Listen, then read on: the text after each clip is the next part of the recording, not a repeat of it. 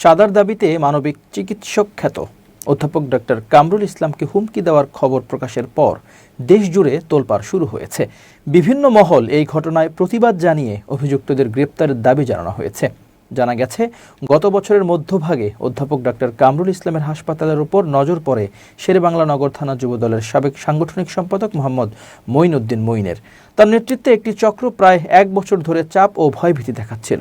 এই ঘটনায় মঈনউদ্দিন মঈনের নেতৃত্বে চাঁদাবাজ চক্রের হুমকির খবর প্রকাশিত হয়। সিসিটিভি ফুটেজে দেখা যায়, হাসপাতালের ভেতরে ঢুকে কর্মরত একজনকে বারবার ধমক দিচ্ছেন এক ব্যক্তি। তিনি নিজেকে যুবদল নেতা হিসেবে পরিচয় দিচ্ছেন। শুধু তাই নয়, ভেতরে ঢুকে সৃষ্টি করছেন আতঙ্ক।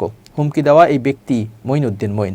তার চাঁদাবাজির চক্রের আরেক সদস্য হলেন মাইনউদ্দিন।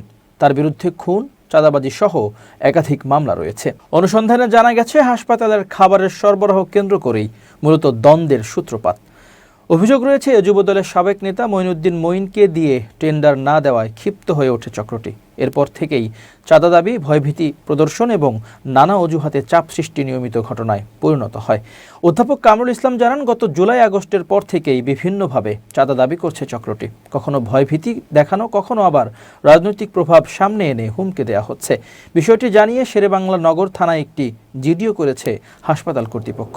এদিকে চাঁদা দাবির ঘটনায় কালের কণ্ঠে সংবাদ প্রকাশ হলে শুক্রবার গভীর রাতে রাজধানীর শ্যামলীতে ডক্টর কামরুল ইসলামের প্রতিষ্ঠিত centre for kidney diseases and urology হাসপাতালে যান যুবদলের সভাপতি আব্দুল মোনায়েম মুন্না ও সাধারণ সম্পাদক মোহাম্মদ নুরুল ইসলাম নয়ন সহ কেন্দ্রীয় নেতারা। তারা ঘটনায় জড়িত মোহাম্মদ মঈনউদ্দিন মঈন সহ চাঁদাবাজ চক্রের বিরুদ্ধে কঠোর ব্যবস্থা নেওয়ার আশ্বাস দেন।